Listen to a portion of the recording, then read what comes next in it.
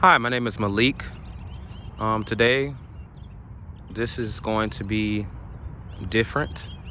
Um, I feel like I owe my viewers an explanation, and also, I never really got to introduce myself. I kind of just jumped into the videos, the YouTube videos, without warning anybody, really. So I'm going to be telling you a little bit about myself. My name is Malik. At this moment, I'm currently in my mid-20s.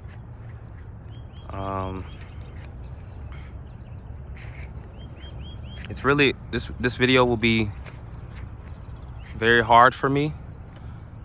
So I would appreciate from my viewers if I start to get silent or stumble over my words, if you could bear with me. So let me introduce myself. My name is Malik. I'm in my mid-20s, and this is my dream. This is YouTube and making videos and content has been my lifelong dream, one of my passions. It's something that I've always wanted to do. Well, one of my many dreams, but this is it. In the past, I've struggled. I've struggled with confidence. I've struggled with saying how I really felt. I've struggled with communication, and I guess I'll just jump into what I've really struggled with. I've struggled with depression. I've struggled with depression, and I've struggled with addiction.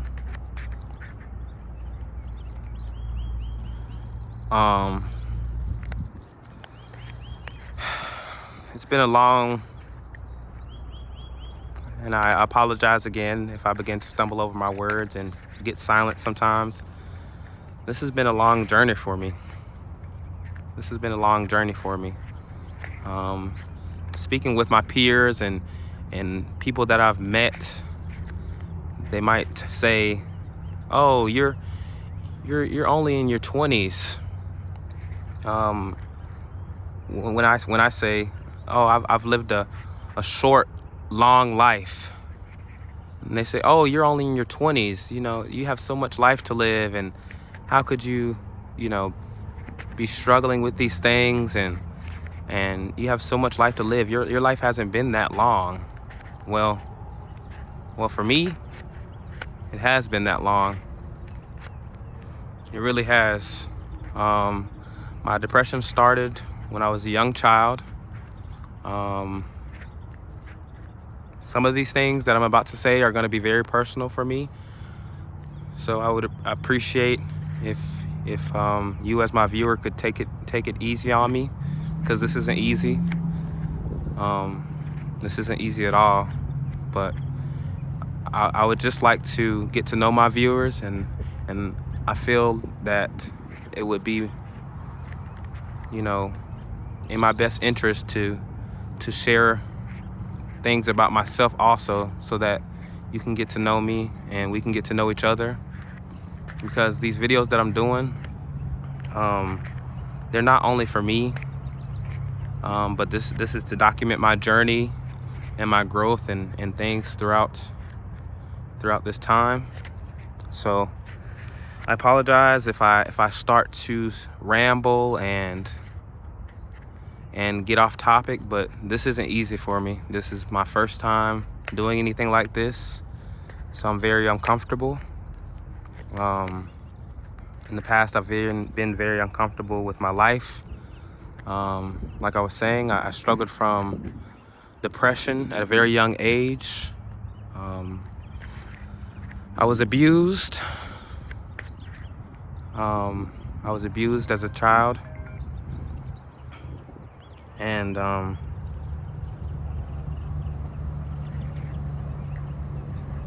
and my life hasn't been easy. Um, I have an immediate family. Both of my parents are in my life. Throughout my life, I've had a stepfather, my mother, my father, of course, my immediate family. You know, uncles, aunts, grandmothers, great-grands, all that you can think of. So at this point, anyone could be like, well, how does he struggle from depression and he has all of his support systems and all of his family and all of his friends? Well, that's the point. That's my point, is that even though I've had these luxuries in life of family, sometimes your family, your immediate family, and your extended family go through things, and just like every family does, and it can cause separation. And with that grew depression and anxiety. And even though I have family, we've always been kind of like isolated. Growing up, most of my life was spent in a hotel, various hotels. Of course, I've had different homes, but most of my life I've struggled with homelessness, and homelessness doesn't necessarily have to mean living on the street. I've been blessed enough to not have to be on the street.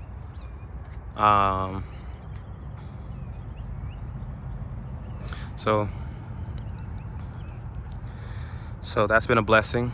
But as far as like my home situation, I've lived in hotels up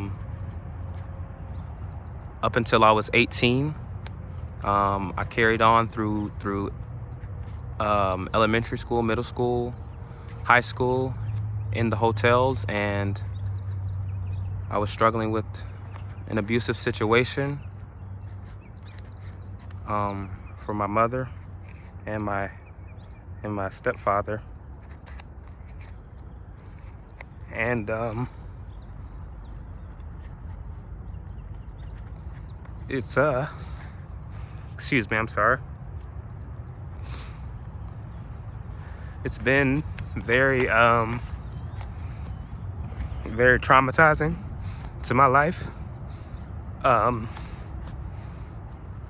I've always been able to kind of go to my extended family, my grandmother and my father, to like kind of get away from my at-home situation. But I'm someone who I have siblings, but I'm someone who has been very isolated most of my life, and then stemming from trying to grow into a young man. Some people haven't been so understanding of why I am the way I am, and I don't blame them. But sometimes what's on the outside for people may not be what's really going on. It's all about the inside. Someone may have X, Y, and Z appearance-wise, but A, B, and C, which I'm going to say is their interior and their self, can be somewhat traumatizing for them. So I'll get back into the story, but I'll go into my addiction side. As a young child, I was exposed to smoking marijuana. And I know that someone may be thinking, marijuana THC, that's not so bad. You know, you get all of these euphoric head highs and relaxation, and it could be a stress reliever and fun sometimes. But I really didn't start smoking marijuana.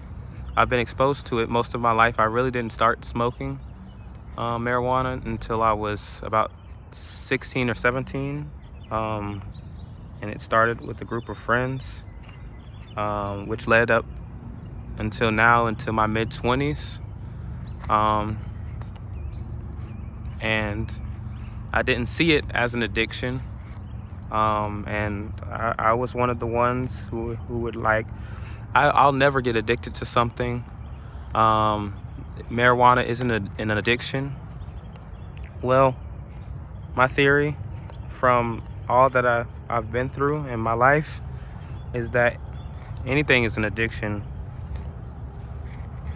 Anything is an addiction that you can't stop, or that you keep going back to, whether it's by choice or, you know, or exposure.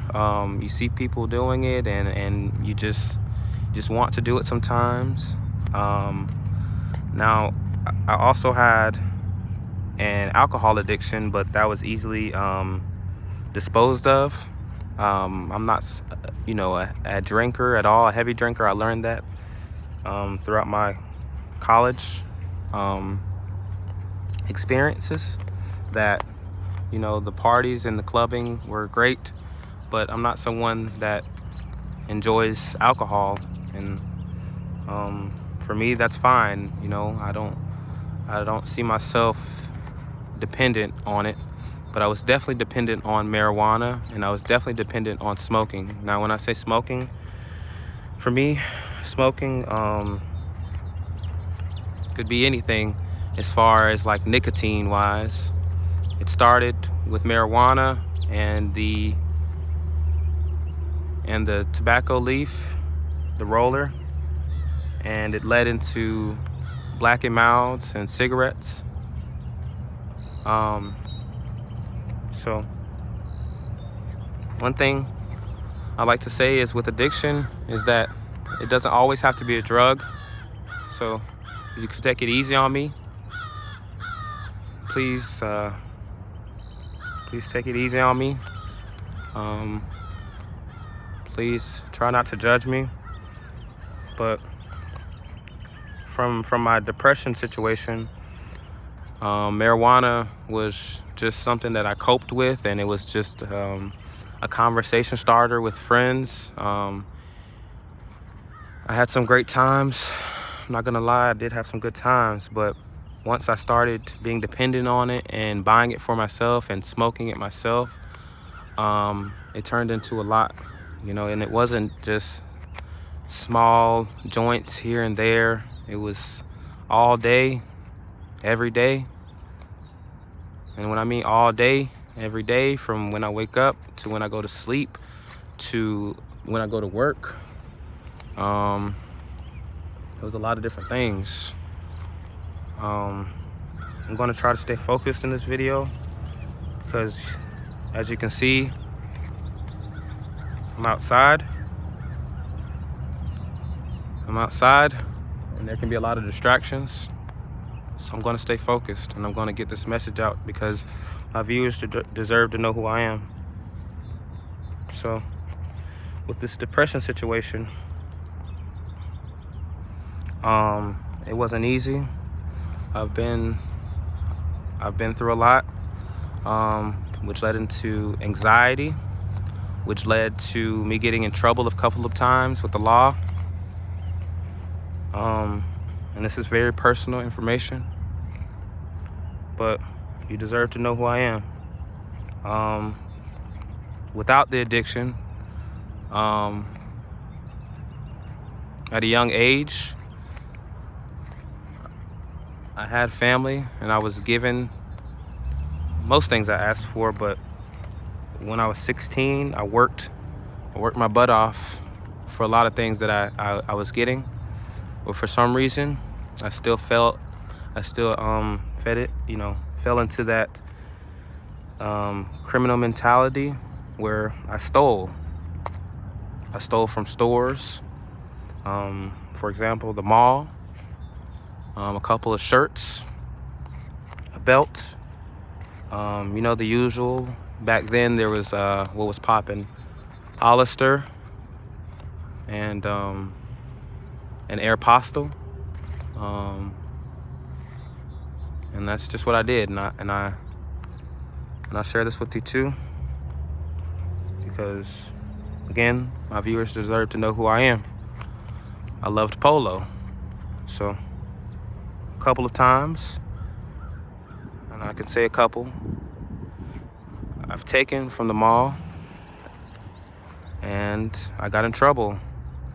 Now, those things have disappeared. I went through a juvenile thing where I did community service and they were gone.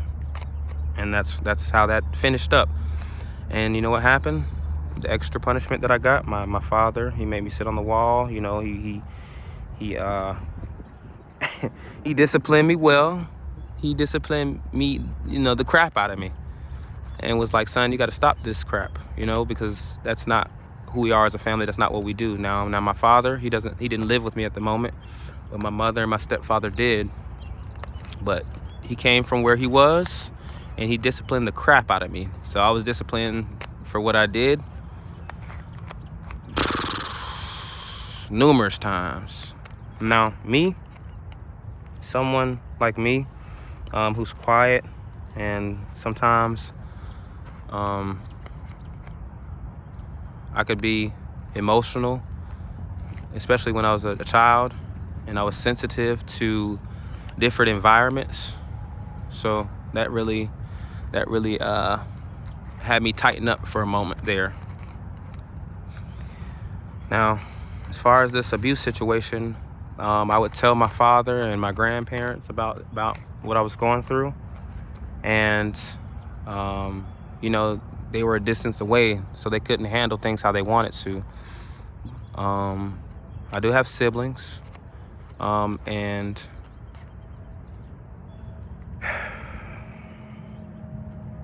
all I've ever wanted to do was protect my siblings from what was going on. Of course, siblings have, their brotherly and sisterly fights. But this type of abuse was different. I don't want to go into detail, but this is my video. This is my truth to my viewers. So why not? Because you deserve to know who I am. I was choked many times. I was beaten. I watched my mother get beaten many times. I tried to help her many times, but there was always this thing, right, where she was never home, because she was out supporting the family. And my stepfather, he was a stay-at-home father, and that's where most of the abuse came from. So I'm sure, it was obvious, and she knew what was going on at the house, but she had to support us. And we stayed in a room most of the time. We got to go outside sometimes, but we stayed in the room most of the time. A hotel room, a very small hotel room. There were 5 of us. I'm someone that, if it wasn't outside, I was used to sleeping on the floor, making my bed wherever. And that was that. With that grew a lot of anxiety and school dysfunctions, and with me being hit across the head multiple times, and being choked and slapped and punched and beat and tore down, it really took a toll on me. So I went to school every day, and I tried to take my mind off of it. And when I got home, that was a whole different environment for me. And then going to school, that was a whole completely separate environment for me. So I kept those things separate. And I loved keeping it separate, because, I wanted that freedom of just someone to, and somewhere to release all of that was going on. Because what had happened was, with that depression and that abuse, and, and not being able to really talk to someone about it, because everyone was a distance away, and no one could really do anything, because when you have, parents and step parents, they've already hashed out their things, what they're going to say, and you're just the child, so you got to stay in the child's place. So I've seen a lot of things. But as I was saying, I loved my freedom when I was at school. And I'll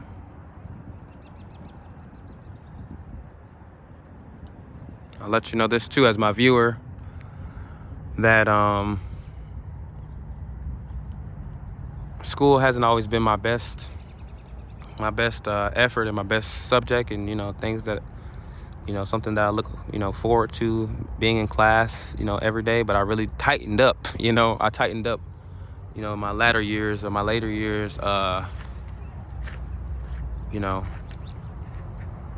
after 9th grade, 10th grade, 11th grade, 12th grade, because I was like, I need to graduate. So I started tightening up. I before then I wasn't really focused. Focusing. So, because I had all these other things going on at home, my living situation. We always ate, there was always a Christmas, but sometimes material things aren't all that matters. You need that support system. You need someone to guide you through your homework. You need tutoring, and different things like that. Now, I'll let you know this as well, because this is my channel. My brother, he has a disability. Now, I'm not going to share his disability with you, but that was also hard too. Just being the secondary caretaker of the house, making sure that things were okay when my stepfather had to work when he did, and my mom was always at work constantly, so I had to man up sooner than expected. I apologize. And I was still able to be a child, but not really how I would have loved to or liked to. But everything happens for a reason. Now, I didn't share this with you before, but I'm someone that grew up in the church, in a church home. I had a church home at the time. When at a young age, I was going with my grandmother when I did visit her, and as a family we did go. But most times that I went to church, I went with my grandmother. So the church and God, that's my home. So I'm someone that loves God and enjoys Jesus, and someone who's coming to accept Jesus and the Lord as my Savior, more now than ever. But in the church, I didn't understand the things that were going on. Sometimes I would fall asleep, as every child might have done, and I was there, maybe in the physical, but not in the spiritual and mental, because you got to remember, I was just a kid. But eventually that ended, and I stopped going to church because I saw some things that I questioned. And as I was questioning, my father was also questioning things in the church, and I'm not sure where he stands at this moment. But these things had a big impact on me. Seeing different role models and people that I looked up to had a big impact on the decisions of my life. So growing up, I went to school for engineering. It was a STEM school. My home school could have been, just the home school around the corner. It wasn't the best school. I lived in poverty all of my life. So when I got accepted to the STEM school, everyone was rooting for me. Everyone was happy. And there's this statistical thing where people think that, maybe just because you go to a white school and things like that, this is the best thing for you. Well, the engineering school I went to was not a white school. It was not a majority white school. It was not.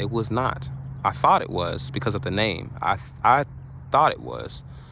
But my father, he seen when I graduated that we had a 600 students that graduated. It wasn't. It wasn't a white school. And I don't know what the difference is, what's the thing with this white and black and, different races and things like that, what that has to do with your education. But out here in the world, it's proven to me that sometimes those things really do matter. And I'll digress a little bit from that. But I got the best education that was provided for me. And my school was a great school. I have no regrets about the school I went to. I have no regrets. And the sky is the limit.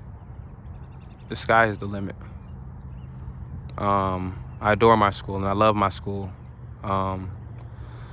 So with that being said, just my surroundings. I didn't understand a lot of things at a young age. I'm someone that I'm more of a learner. I'm more of a hands-on learner, a physical learner. All of that talking and things like that, that's fine, explaining things, but I'm someone that needs to be active and actually into the education and role that I'm doing. So besides that, my addiction, smoking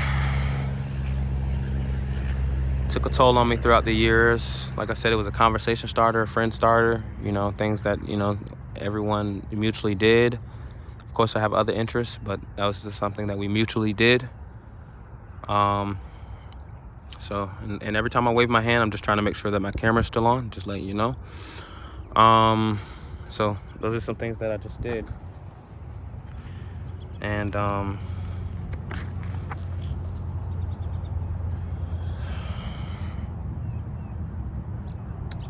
I really was someone that I had my own thoughts and opinions about things, but I just wanted to, I guess, fit in and stand out. Even though I was this quiet person, when I was in high school, I sat under the stairwell, I ate my food, and I didn't want to be bothered because I knew that I had stresses at home. I didn't want to be bothered. I had too much going on at home. And it was a lot to deal with. A lot. Like this is only part of my story. And I'm sure as you get to know me and I get to know y'all, we'll open up together and we'll get to know each other more. And then you can really feel the pain and everything that I felt. And it wasn't mostly all just pain. It was happy moments. There were sad moments. There were things that I've went through. And as I said, it might start going off rambling, but I'm just trying to get to the point here. This is how my mind works. I'm working through this video because, as I said, sometimes it gets uncomfortable for me. This is going to be hard for me. This is very, very, very hard for me. But anyways, I'm someone that stuck to myself. I mean, I enjoyed what I enjoyed. I love my passions. I'll tell you what I love. I love movies. I love fashion. I love shoes. I love helping people. I love this. I love what I do. I love making content. I love everything. I love people. I love cards. I love cards. It's not even about the cards. I love the path that I'm going down right now. I love it. And there's plenty of things that I love throughout my life. And marijuana was just one of those things that I loved because it was easy to do. It was easy to obtain. It's accessible everywhere. But, it really sped up my aging and my depression in a way. And I'll explain how. I was so dependent on it that, like, time for me, of course, I'm like, you don't know this, but I'm someone that, like, I'm still going to work my regular job. I'm still going to work a 9 to 5. I'm able to, when I get into a job, I'm able to do the job well. I mean, I might have, I might be a slow learner at first, but I'm someone that always and will always excel at what I do once I learn it. Everybody, can't be perfect at everything when they first start, just like anyone. So through that, I was smoking before work, after work, during, not during work, but, a couple breaks here and there, a couple hits here and there. So that's what I was doing. And then through my life, I've met someone. I met someone and multiple people, right? Multiple people. And that was how we bonded.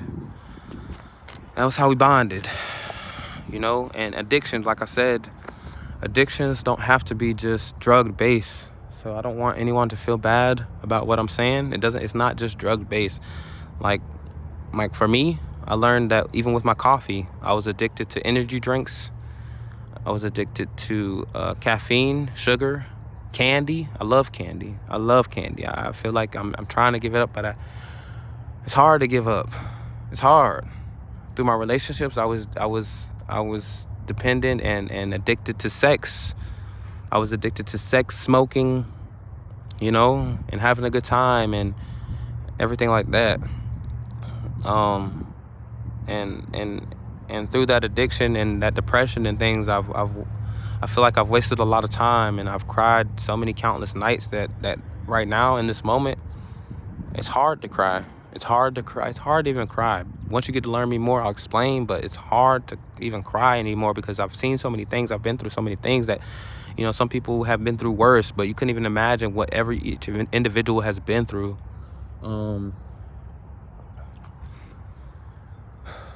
So there's that. So, I guess I'll get into the next thing. And some of those things might come brewing again in my head. So around maybe like a couple months, around maybe a time, maybe around a couple months or so ago, I was working and things like that. I had, Lord, this is going to be hard. It's going to be hard to explain, but I have to do it. And I want to tell my truth, and I want to be sincere and open and honest about it. Because God made a way for me.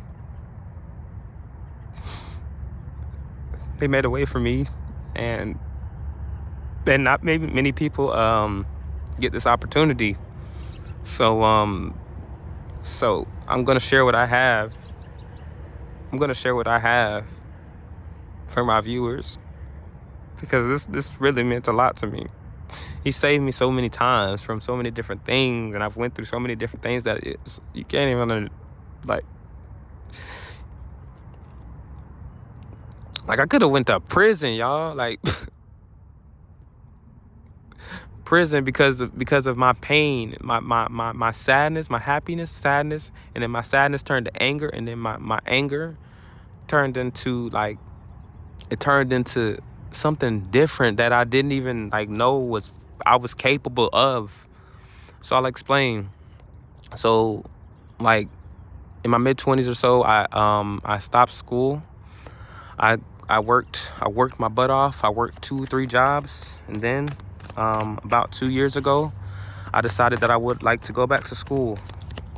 So I went back to school with an open mind, because I was like, I don't want to work all my life. I don't want to. I had done it so many times. I had went through so many jobs for so long. I'm someone that keeps a job. When I keep a job, it could be for 5 years, 7 years. My longest job was 7-8 years. My next job was 3 years, and now it's slowly trickling down to a year. But that's because of my situation. My situations, God has really saved me. He put me through some things that I had never expected. I thought my life was gone. I thought my life was over because of the decisions I decided to make, and from my own misunderstanding and from the communities. I didn't know how to express myself in the way that I thought I should have. So 2 years ago, I started back to school. I was ready to do it. I'm someone that, like I said, I like art and I like fashion, and I'm someone that wanted to show my creative abilities. So that's what I went into. Headstrong, on the natural high, I kept my faith through this time. My faith has been on and off, but I kept my faith through this time. And I was like, God, guide me through the way. I started my first couple of classes. I was active. Unlike my last time that I was in school, I was inactive. I fell off. I fell off because I realized that I changed my major twice last time. My last time in school, I changed my major twice. I just realized going through, that was my major. The plants and things that you see, that was my major. Architecture. It was landscape architecture. So it was something that I thought I would be doing for the long term. I stopped school. I found a career. I did that for 3 years, and I'm still in love with nature and the plants, but it's not something that I could see myself. I couldn't see myself pursuing long term because like really when you're in school, you're on the computer. I needed to be out in the field, but that's the short part of it. Back to the story of 2 years ago. So I was going in with the headstrong, head high, and then I had an epiphany. Y'all. I was going through what I had went through all of my life. I was going through homelessness. I was going through homelessness and depression once again because I didn't enjoy my situation. I didn't enjoy my situation at all. I found myself falling behind on bills. I found myself, going through this depression. My relationship was failing. I was spending too much money. I was helping family out with money. I was moving too quickly through things. Now throughout, let's say a 5 to 6 year period, when I was working, I would come home. I would come home. I would sleep all day. So my time, it would be day, and just like this, it would be night. So that's just a little insight of how my depression went. I would sleep all day. Hey, I done slept 30 days straight.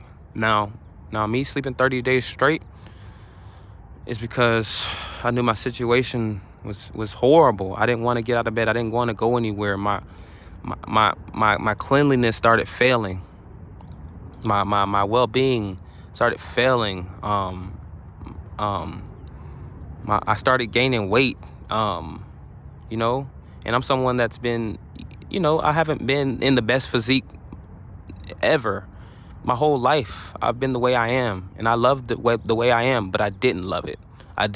I'm someone that always wore a jacket, someone that tried to cover up, someone that's, tried to hide my face, someone that, like now, I've been this way for a very long time.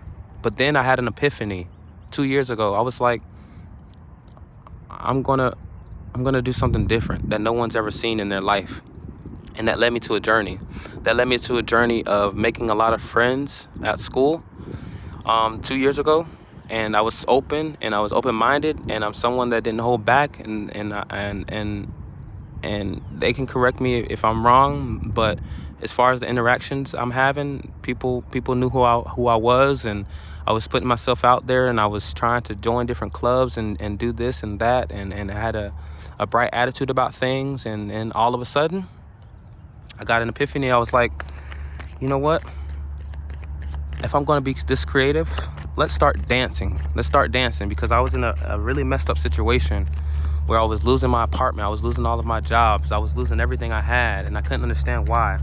And when I tried to fix these things by myself, no one, it felt like no one was there. No one, like, they would be on the phone. They would just give me a quick answer, but no one was actually there to see and witness what me and God have witnessed together. Like God, I'm telling you, like, God will put you through some things to show you something about yourself too, and he will put you through some things that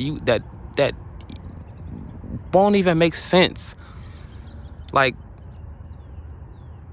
how you go about your day every day, right? Your same commute to work and things like that, and all of a sudden you see a plane on the highway. That's just a human, like an unnatural thing that would happen. Let's just say that. So that's how it was. I was dancing out of frustration, sadness, and then I was dancing all over campus. I was dancing all over campus, and some might say it was for attention.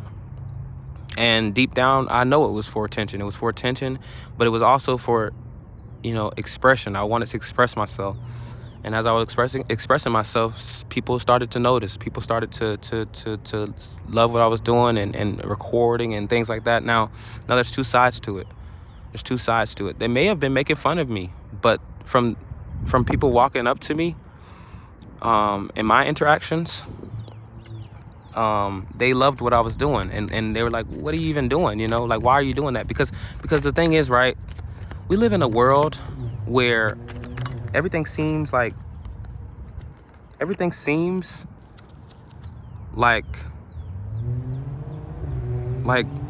don't know, like it's just so like automated. But when you really pay attention, people actually don't pay attention. They don't pay attention. So in that moment, I was like, I could do anything. I could literally do anything. Now, don't get me wrong. I would never, ever, and I promise to you as my viewer and myself and my Lord, I promise to you that I would never put anyone in jeopardy or in danger ever in my life. Ever. And now I said that with a little hostility because that's not me. That's not my personality. Now, people will say a million things about you, but they need to figure out the truth. And when they don't know the truth, they start making up things that may not seem like what it is. So I started dancing, and then I had an epiphany that I could dance anywhere. So I started dancing in the street. I started dancing around my school's, cafeteria area. I started dancing everywhere I could as a form of expression. And as I started dancing, I started singing to myself. I started dancing, and people were like, yo, this guy is kind of like, he's tweaking out. Like, what's good with this guy? What's wrong with this guy? But I was doing it as a form of expression. I started doing really things that I love. I love, being a mime. I loved so many different things, and that brought so many different people into my life that no one would ever be able to understand. So once I did that, the police stopped me a few times, asking what I was doing, because I was acting like strange and unusual and mysterious. I started doing things like wearing a mask to protect my identity because I was uncomfortable.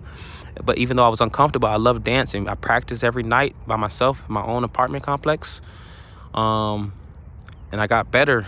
So I started protecting my identity because I was like, hey, I think I can do this. I thought, I'm telling you, I was like, wow, dude, wow. I'm telling you, I was I was killing that joint. I'm telling you, to me, I was whoop, whoop, you feel me? Like I was killing that joint, you feel me? And some people were like, hey, you know what I'm saying? Hey, you know what I'm saying? Hyping me up a little bit. But, to another view, from another perspective, I was tweaking out. You feel me? I was tweaking out. I was going crazy. So, the police, I had a couple interactions with the police a couple times, and it went over slightly indifferent. They were like, hey, what are you doing, man? You know what I'm saying? And I was just like, oh, I'm dancing and things like that. But after a while, after so many encounters, like 3 or 4, the third or fourth encounter, I was like, hey, I'm not really doing anything wrong. I'm just dancing, and they took me in the cop car, and, I ain't gonna lie. I tweaked out one night. I was like, Holy Spirit, let me do something. Here's my opportunity. I wanted it bad. I wanted my situation to get better so bad, like my living situation. I wanted somebody to see my emotions in my dancing. I wanted somebody to feel me. I tweaked out, and I was dancing in front of a fire truck, and someone, from their own perspective, like, oh, he's twerking in front of the fire truck. I wasn't twerking in front of the fire truck. Now, I might have been doing some cool, I don't know what dance that is. Like, it's like somebody doing the worm. It's like, what? You don't see nobody doing the worm randomly. So that's what I was doing. I wasn't doing the worm, but you feel me? Like, you get the point. Like, it was just like some hype, to hype it up. And they were like, hey, you feel me? Like, college life, yeah. And I was into the moment. But then that led to me in the back of a cop car with the sergeant on my butt, Like, what are you doing? You know what I'm saying? You're holding up the progress. I mean, I understood that I was like, it would be a risk to do that. I knew it was just a fire drill, like not actually putting somebody in danger, you know? So I was like, I know the school well. Like, I know that this is just a fire drill, but in real life, I understand that you can't do that type of stuff. If somebody's life is in danger, you shouldn't be doing that. Like that could have been a life or death situation. So I understand like and I appreciate the care and the caution. And honestly, I appreciate what the police and the staff did, because now I know that that's not something to play with. Like if it was a situation that could have been something serious in somebody's life, they let me go. But after that, a fuel built into me. Some type of fuel built into me. Where I was talking to God. I was like, hey, God, I don't know why they keep stopping me. All I'm doing is dancing, and even before the fire truck incident, all I'm doing is dancing. So then God made me realize how much of an epiphany I was having. He placed something in my hand. He made me remember an old memory that I'm not going to share with you because that's confidential. But he made me remember who I am as a person, and my morals and standards as a person. Like, I don't have to be so depressed and things like that. And he started, if you really, take the time to meditate and sit down with God, he'll show you who he really is. So he started placing, a few church folks into my life. And I had this epiphany where I didn't know what the heck I was doing. I didn't know what I was doing. But over time, he showed me exactly what to do. And that's what, my channel has come to. But he showed me exactly what I was doing, and he showed me how to handle situations better. But what I started doing was I placed cards all around the campus, like not just like I'll show you what I was doing, right? So, man, and this ain't, you know what? I'm gonna take a risk here, but not so much, right? But this is what I was doing. I was throwing the cards around campus, and it wasn't just like one or two cards. Like, it was at least like I went all out on this project, and I didn't understand why. But I from my mindset, right? I did what I did. Hold on one second. What I did was I took things into my own account. Now, I may not have been, this was my first encounters with, it wasn't my first encounters, but one of my few encounters, like on a large scale with God. So I was listening to the Lord and his messages, but I didn't fully understand what I was doing. So that's where I took things into my own hand and I went too far with some things. But I was throwing cards around the school, around, everywhere, the reflection pool, the cafeteria, everywhere, to people and different things like that. And from different perspectives, like some people were like, oh, this is tight. This is cool. What is this? You know what I'm saying? And from another perspective, it was like, that's not cool. Like nobody in the real world, right? Nobody's going to accept that. I may have gotten too much of a head high from different things that you see. You can't believe everything that you see. You can't do everything that you see. So I took it too far. Like, I went out of my way, and even though I purchased a lot of gifts for the campus, like for students and things like that, I also purchased like a lot of cards, like a lot. Like, I'm telling you, like, you wouldn't even imagine like how many cards I put out on the campus. Like, they was like, this has to be a prank. It has to be. Like, this is crazy. Like there was cards everywhere. Like, there was cards every single where, every building, every classroom, every square inch of the ground that you can think of. Everywhere. And that was me expressing in frustration with my previous encounters, where I wasn't really doing anything, but they were making it seem like I was doing something when all I was doing was dancing. And I took it too far. I took it way too far. Now, this led to me Like the first couple encounters were me dancing, and I was like, okay, they're chasing me way too much, so I'm gonna start running. You know what I'm saying? Like, and that didn't happen. Like, I'll tell you one situation, right? That didn't happen until people were like I can tell some people really wanted to get to know me, because they were like they were chasing me, like when I started dancing and stuff like that. They're like, hey, and I started running, and they were like starting chasing me, like, oh, yo, you know, we want to get to talk to you, or we want to know what you're doing. Like, what are you doing? And I was like, no, you know. And these were just students. They were just students. It was fine. Like, no harm done there. But here's where I took it too far. So with the card situation, I started throwing them around campus, and then once the law came, I started running. And it wasn't just cards. It was like little gifts and like little knickknacks, and like, you know, something from the fellas and something for the ladies, like little nail polish here and there. You feel me? Like, just like some cool stuff, like little knickknacks, you know, like it was, and to be honest with you, I'll take responsibility. It was an immature situation. I could have handled things differently. But as I was trying to handle things differently, I went to my resources and everything. Like, I went through all of my resources. I really did. And no one had any answers. I went so far as to even go through like my own like help center, like with the government, like and they couldn't help me. They were just like, oh, here's some ramen noodles, you'll be fine. And I'm like, hey, I'm hungry, like I'm really hungry, like, and I don't know how to handle the situation. I can't do this alone. Like, I'm losing everything I have, and I'm going through so much, like, and nobody's like understanding me really. But back to the cards. So with the cards, I started running from the police every time they would try to get me, like, oh, you know, like, hey, you know, what are you doing with these cards? Like, what did the cards even mean? Like, and I was like, and I'll tell you what I said. I was like, oh, I'm a magician, you know, haha, you know, I don't, you know, but in my mindset, I knew I was doing something that God had placed, like, a gift that God had placed me with. But I didn't understand what I was actually doing. Like, I didn't know what I was doing. They would be like, oh, what did the cards mean? What did they even mean? What do they mean? And then I found out later, like, what I was actually doing, right? Because we're here. But in general, some people didn't take it well. They didn't take it well at all. Now, there's a couple things that came up.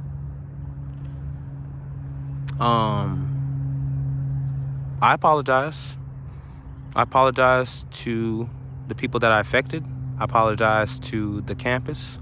I apologize to the state. I apologize to the jail system. This is my truth, y'all. This is my truth, and this is going to be my truth. Now, if you decide to stay or if you decide to leave, I respect that.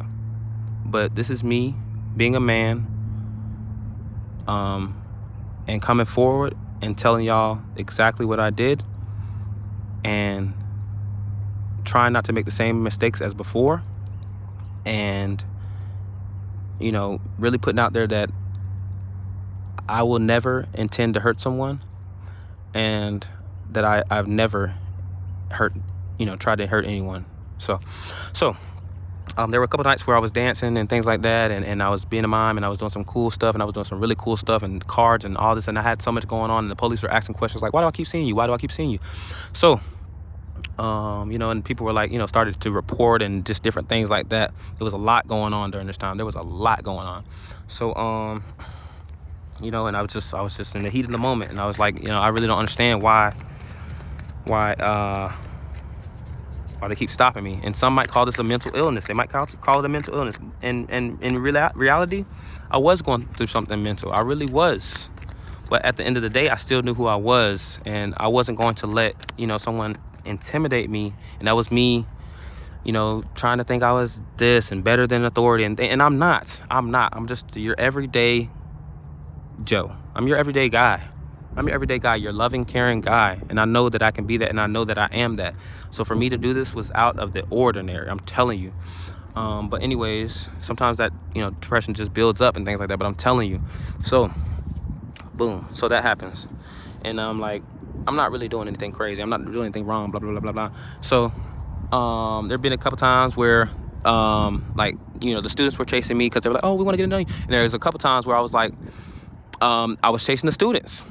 And we were having fun. From my perspective, we were having fun because the person or the two people that I were chasing, through the end of it, I handed them a card and I was like, just like, hey, a positive message, God loves you, this and that, and things like that. And they were like, oh, cool. We dapped up.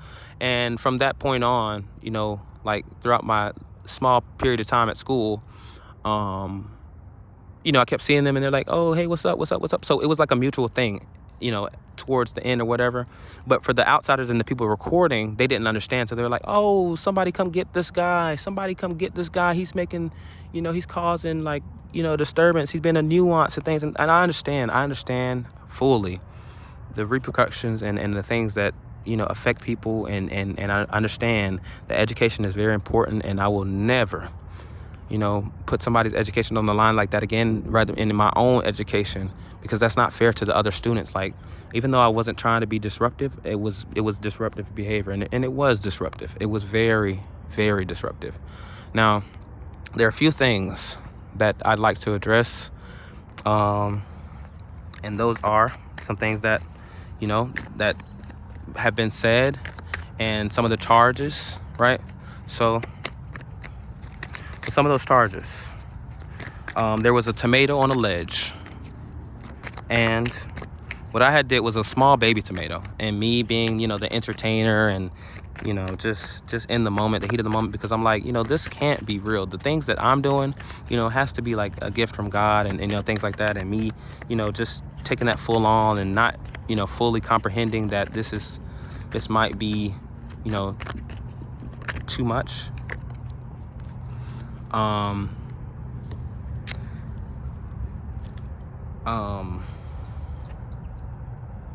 I pushed the tomato off the ledge. I was dancing around, running around, having fun with everybody. Some took it the wrong way. I pushed the tomato off the ledge, and supposedly, now this is me being honest with you as my viewer, and to myself, and to God, because He comes first.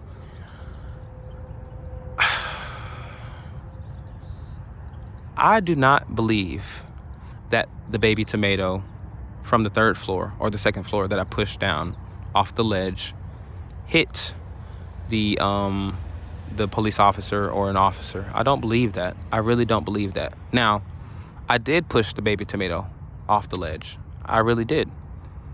Was my intentions to strike her or anyone? Not at all. No. Did I think that it would? No. Do I believe that it did? No. But apparently, she said it did, so the law went with that. And all of the attention was on what I was doing at the moment. So when I did it, everyone saw it, and they said that it happened. She said that it happened. Everyone was like, they didn't see it, but they were all recording and things like that. And it was the heat of the moment. I was in everyone's eye and attention and things like that. So she said that it hit her. Now me, I would still like to see the video of where it did strike her, the baby tomato. I really would, because there's cameras all over the campus. But that evidence wasn't put forward. What was put forward was me running around campus chasing some guy, throwing cards everywhere, trying to hand him a card. And like I said before, in the end, I said, we went to we went through the door. I handed him a card. I said, something about God. We dapped up and we were cool. He was cool. So I apologize if he didn't like that. But as far as I know, the times that I've seen him or and maybe that's not the same person, but, every other interaction that I had, there was a lot of confusion. Every other interaction that I had was positive. So that might've been something negative. So then there was a stalking charge, because, you can't just be, chasing people around and things like that. But it was also a mutual thing, like for me, growing up and just digesting what happened, it was a mutual thing. But I see that I can only be responsible for myself. Like, they didn't see that. Nobody saw that. Nobody saw it. All they saw was me chasing around, me being the someone called me, the main character, and it was funny. And then I said something funny, and then the whole school laughed, and it was funny, But anyways, it was me being in my main character energy, and I took it too far, so I needed to digress a little bit. But it was never me like stalking someone or actually, because I didn't know these people. I didn't know, everyone was new to me. Everyone was, like, if you became my friend, you became my friend. If you mattered, in my life or whatever, you wanted to continue talking to me, you could. If you didn't, then so be it. We don't know each other, whatever. I don't really, didn't really care, don't really care. Anyways, but it matters to some people. It matters to some people.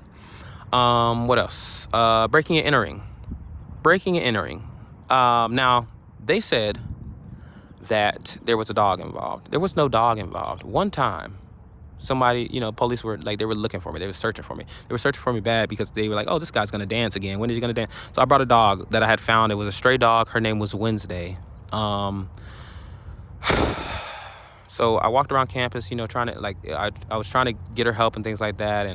And then, it was a long day, and, I just wanted to help her any way I could, even though I was like losing my house, I was losing my job, I was losing so many things. I wanted to help. I'm a lover, not a fighter. I'm a lover. Now, this dog was the sweetest thing. It was midly trained, and different things like that. So I brought a dog, and I was trying to get her help. And then after that, we left off campus, and that was that. So I know that this video is getting long, so I'll get to the point. There was a breaking and entering charge on me. Now, the breaking and entering, it was me getting back into my own apartment because there was a situation that happened that nobody will believe. And this was really what escalated all of my charges and what made me furious and frustrated to make me want to keep dancing more and running more. The police, when I tried to explain to them what I was doing, as far as like when I was just dancing, they took something of mine. And this wasn't just the first encounter. This is the second encounter. The first encounter, I was being chased. I was dancing, and I thought I had been shot. Now, I'm not sure if I'd have been shot or not, tased, maybe. But the next day I was in pain. I was in so much pain. It led me to going to the hospital, and in the hospital, the short version is that they scrapped me down, said I was mentally ill, and things like that. They scrapped me down. It took like 6 or 7 people to scrap me down. And I'm just like, please don't do this, like way before that. So let's recap. So way before that, I was going down the street. I was like, I have this dog, and I think I've been like, the next morning after me dancing, the police, tased me or did what it did. The next morning I went walking. I couldn't take the dog on the bus. So I started walking, and I started walking in the middle of the road, just trying to call because I was upset because I had thought I'd been shot and nobody was understanding. They were just like, oh, we got some mental guy on the phone. He's like, I don't know what he's doing. He needs help. He needs 911 or what's going on. And then I called, and they were like, oh, this doesn't sound like a real emergency. And then the second time I called, they were like, it doesn't sound like a real emergency. But then I got furious on the phone, like, I really do need help, what I'm saying? So I started walking in the middle of the street with the dog. Long story short, the police pulled up, and they were just like, hey, Malik, what's going on? And I was like, nothing, just it's fine. I'll figure it out. Leave me alone. So then they left. They came back around with 2 or 3 squad cars. And then they decided to, like, let's say there was, they started to surround me with a dog. And they started to surround me, and they were like, and I was like, I'll just figure it out. Whatever. Y'all don't want to help? Fine. So they were like, oh, no. So what I did was, because I've seen this happen before, especially with black people. And this is very crucial. And it was like a traumatizing time for me. So as they're coming towards me, I didn't run anywhere, and that's because I was trapped anyways, like by a gate or fence, but there was still open street. But what I did, so I would wouldn't get shot, or just those those stereotypes that you hear, and not stereotypes, but this happens in everyday life. So I laid down on the ground, and it's 3 or 4 or 5 people surrounded me. They took the stray dog, which I had yet to receive or find out what happened to her, because all I was trying to do was help her. And what they did to me was someone if you've never been arrested, they push you down your back and things like that. But not just only that, they said, oh, calm down, you need to calm down. And I was just like yelling into the ground, like, all I wanted was some help, because the situation before, all I want was some help, all I need was some help, please help me. Like they were putting me in handcuffs. I'm like, I don't understand why I'm going in handcuffs. Why am I going in handcuffs? And then before that, they inserted 2 shots into me. I don't know why they stuck needles in me. They put needles in me. And at that moment, I knew God was with me too, because being transported to the, now this might sound crazy, but when you're drugged up and things like that, I'm gonna put it to the reality version for my viewers. When you're drugged up, I was on the bed that they were bringing to the hospital. I thought I saw someone, an old friend, may have been her, may have not, but I felt like an angel was there. And through that, I had a doctor named, I forgot their name, but anyways, long story short, they put me in the hospital bed, and they strapped me down. They strapped me down bad. Like it took like 7 or 8 of them to strap me down to the bed, because I was like, what are you doing? Like, what's going on? Like they were kept inserting needles into me. They say it was just to, calm me down or make me go to sleep or knock me out or whatever. They did that, but I'm like, what? Like, why are y'all doing this? Like why are you doing this to me? Why? And I promised to Jesus, like, that this was the most traumatizing thing in my life. One of the most traumatizing things in my life. Let's call it what it is. The most traumatizing thing in my life. And I've never been treated that way. And so let's back up a little bit.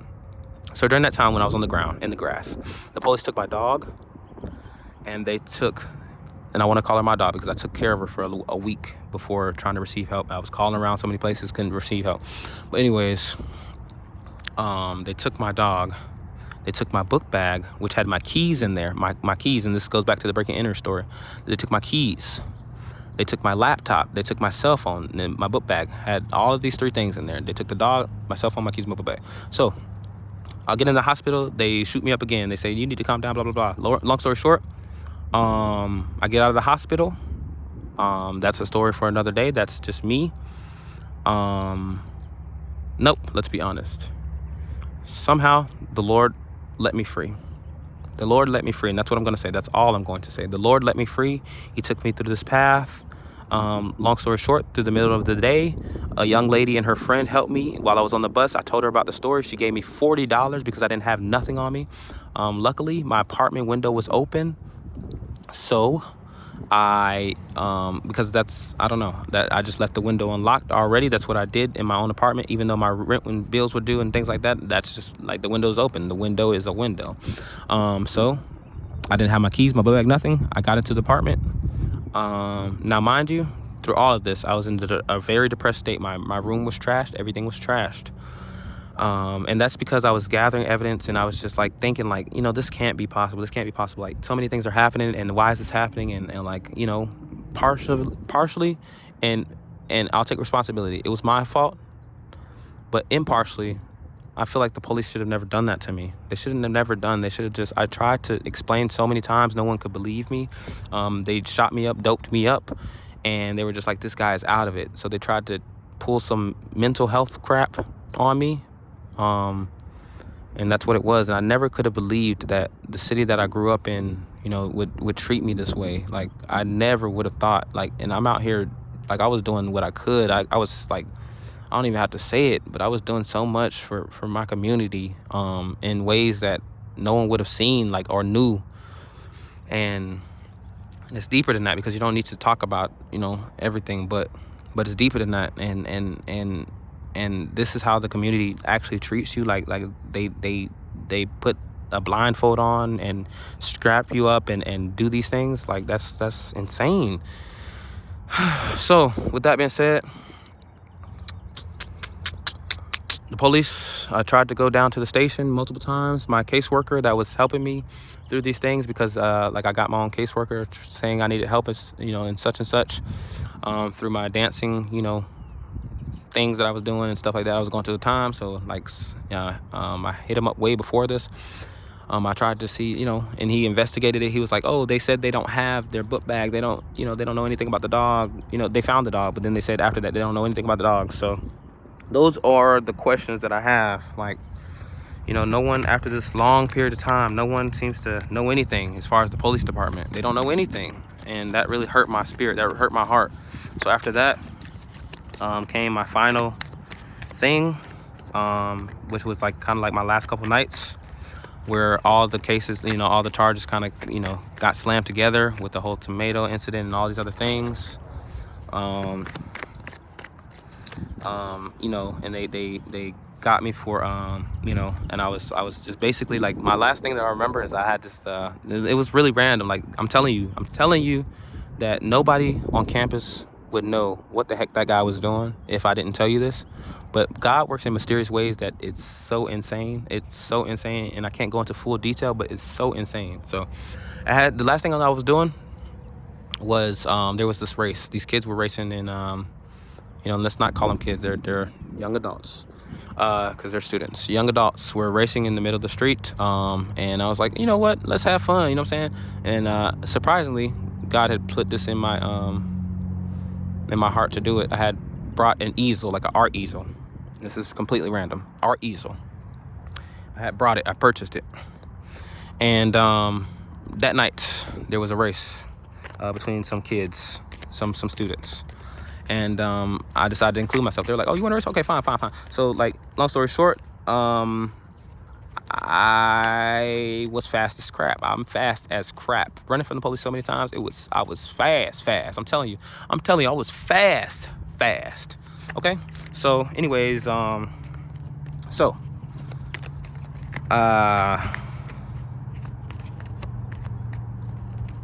race finished. I didn't win the race. The kid won the race. One of the guys won the race, and I handed him the easel, and the excitement on his face. He was like, "Yo, he gave me an easel. Yo, this is so cool. Who is that guy? Oh my gosh, this is crazy. This is so cool." All right, so what I didn't know, it was so cool. It was so cool to me. What I didn't know was that the police was still looking for me, because they had heard some things, heard some accusations, that some were true, some were untrue. They heard some things. They were trying to get to the bottom of it. What I didn't know was the police was on my tail, driving around. So that ended in a chase. During the end of the chase, they surrounded me, kind of by, the football stadium or so. But here's the catcher, right? So there were at least 5 of the campus police there.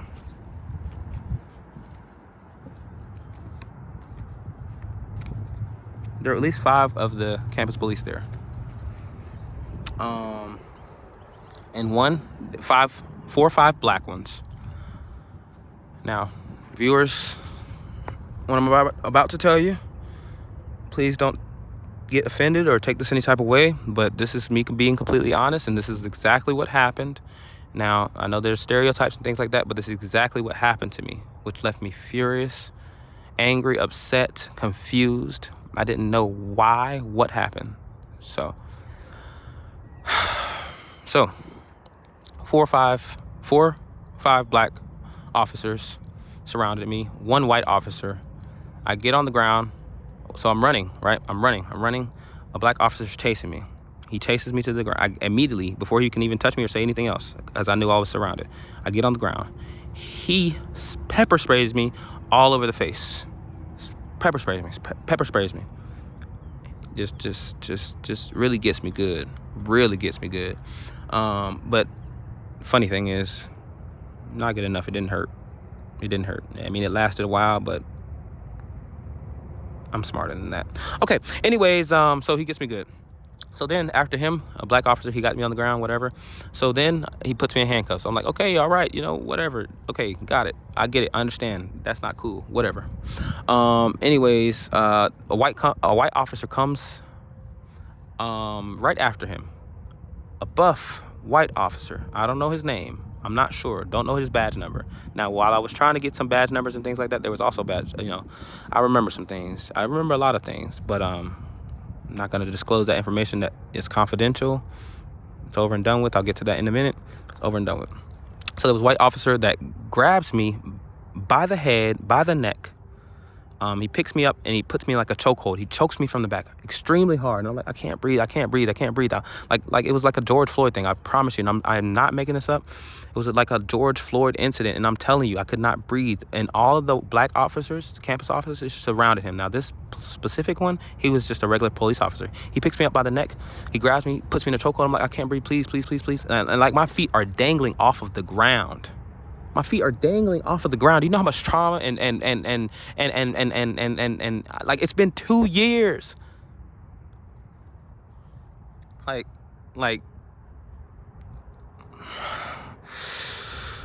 do you know like how much I've been through? Like and even in my past life, like of abuse and things like that, where I've been choked, like, and it felt like to death. Like I knew that was a death choke. Like I'm like it. Oh my God. Oh my God. But so I'm like, I can't breathe, blah, blah, blah. He's like, yes you can, yes you can. So long story short is there were bruises all over my neck. And all that the police were worried about was cultivating charges. That's all they were worried about at the station. I spent a couple weeks in jail. It wasn't the easiest time, but it was a learning experience. And through then, I kept my faith, and I tried to have my faith. And through everything, I tried to keep my faith throughout my life and through these situations. But there were still bruises on my neck. I told my caseworker about it before it got to this level. I told him, and I told him, and I told him, and I asked for help, and I reached out and I asked for help. And towards the end, he acted like, I mean, from his perspective, oh, it's just a mental health, whatever, blah, blah. But from my perspective, like, I communicated so fluently and so accurately that, like, I needed you. I needed you. I needed you.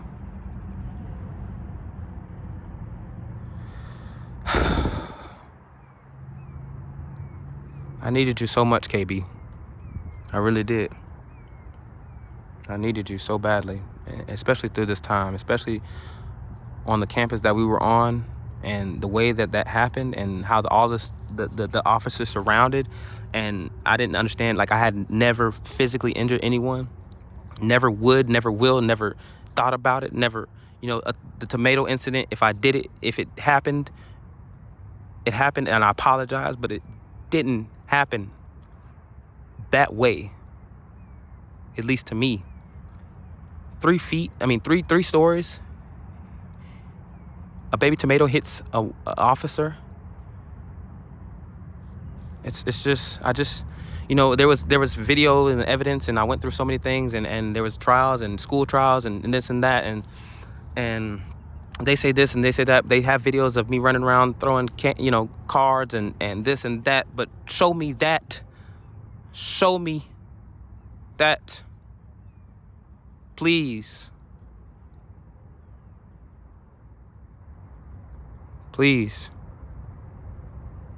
I needed your help. It hurt me bad. And then when I got in jail, I was in there, and it led to a situation. I had an epiphany again. Jail. I was choked again. This time, I'm not gonna say any names. But I was choked again, and it wasn't by a white person. It was by a black man, surrounded by white people. They let him choke me. But nobody believes that. There's no cameras, no evidence for that. Nothing for that. Nothing for the dog I lost. Nothing for the keys I lost. Nothing for the book bag, the phone, the time I spent, the heartache, the money I spent on the community. Nothing. No evidence of that. Evidence of me running around, throwing cards, yes. Dancing, yes. But no evidence, no video of me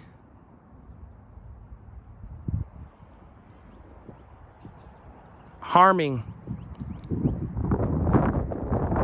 who I love.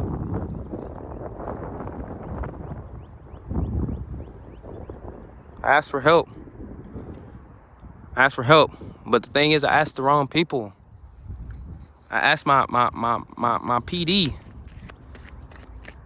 When really, the Lord was talking to me the whole time. I should have asked the Lord. I was asking the Lord.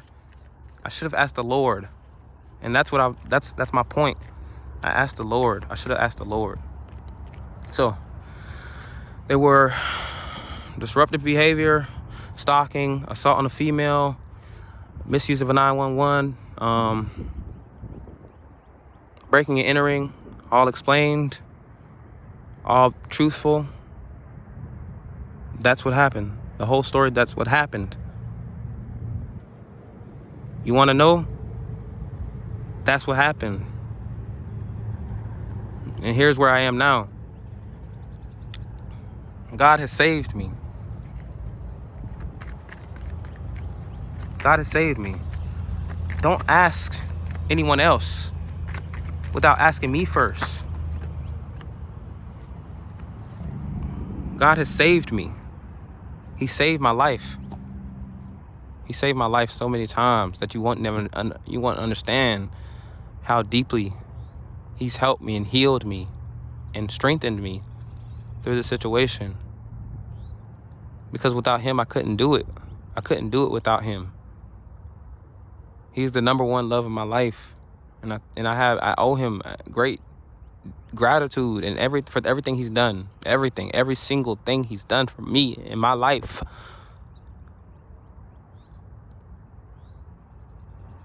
Didn't have nothing.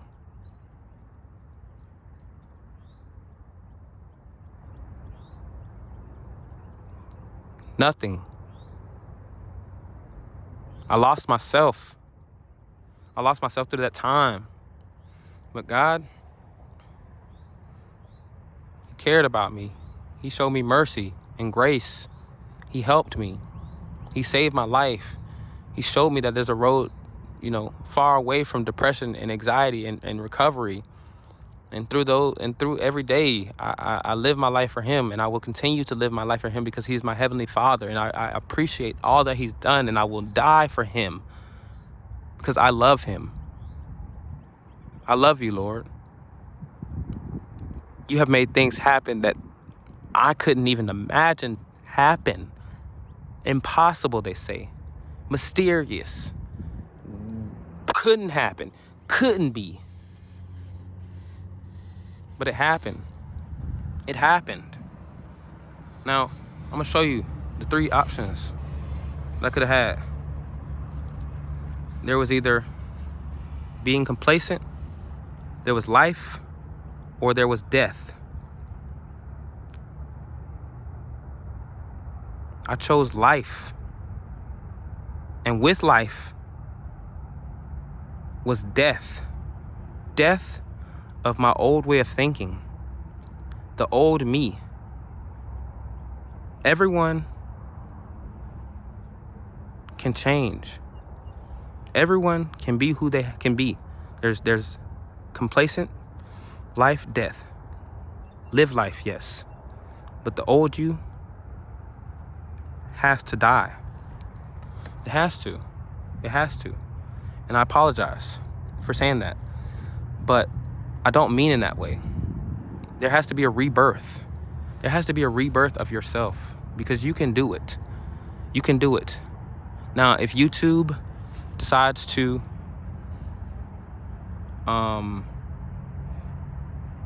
review this, I'll edit it and I'll make it so that it's understandable. But there has to be a rebirth. There has to be a rebirth. There has to be a rebirth for you. There has to. There can be. There can be. One day, you're going to look up, you're going to have an epiphany. You're going to be like, things can never be the same. Things can never be the way that they've been. Because I don't want to go back to the old version of myself. I want to change. I want to be a responsible, loving, caring young man. I want to have a bright future. I want to be the man that I know I can be. And that's with or without some people. And I'm okay with that. I'm okay with loving myself. That starts, you know what it starts with? It starts with me loving myself. It starts with me loving myself. Thank you, Lord. It starts with me loving myself and you loving yourself. You loving yourself. If you feel like you have nobody, you can love yourself.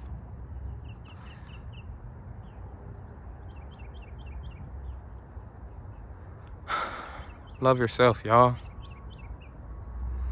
Love yourself, because someone does love you. God loves you. God wants the best for you. And it may seem like, why are you putting me through this, God? Why? Why do I have to go through this? Why?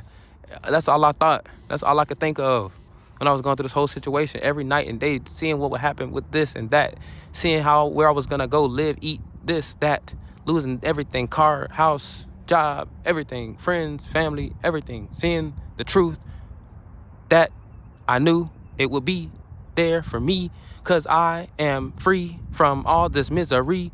I knew that you would love me the way that I love you, because you have been there for me. In Jesus' name I pray, amen. Can you see where I'm going with this? Can you see where I'm going with this? That he will never miss. He loves you. And you love you. Don't you do anything but accept what he asked you to do. And as long as you try and you never give up, there are going to be hard times. There are going to be battles. There are going to be frustrations, manipulation, even constipation. You will do on them. You will overcome anything. You can overcome anything. I love you. I love y'all. God loves you. You should love you, because you've made it through. They didn't think you would make it through. They didn't believe you would make it through. But Lord, I thank you for my freedom. I thank you for putting me through what you put me through, to show me that I can be the young man that you designed me to be. The young man that you designed me to be. And that's all I can think about. That's all I can think about is today. And know that there's a tomorrow. Time is non-existent. A day can last for 1,000 years. Enjoy your life. Enjoy your life. Enjoy your life. Enjoy your physical life. Because as far as I know, at this moment, there's only one physical life. And I'm going to live my life to the fullest. Thanking the Lord every day for everything he's done. For a place to sleep, something to eat, everything he's done. I thank you, Lord. I thank you, Jesus. I pray for you and to you for loving me, Lord. And I accept you as my Father. I accept you. I accept the Holy Spirit. And to my viewer, I pray for them. I pray for them if they're going through depression, anxiety, addiction, a transition. I pray for them. And I know that you have them covered in your spirit, in the Holy Spirit. Now, this has been Malik, and this has been a part of me. And I have been honest with you as my viewers. And that's all I can do. That's all I can do. That's all I can do, y'all. Now, you can choose to accept me, love me, hate me, either or. But this is who I am, and this is who I'm going to be. And I'm going to do what I'm going to do. You do what you're going to do. Have it be, have it guided through the Holy Spirit and through God, and all of your decisions in the future and right now, right then and there sometimes will be exactly what you needed. This has been Malik at Malik Sees. Thank you for joining. Thank you for watching. Thank you for getting to experience a little part of me that even I didn't know it had in myself. Love yourself. And I'll see you next time, y'all.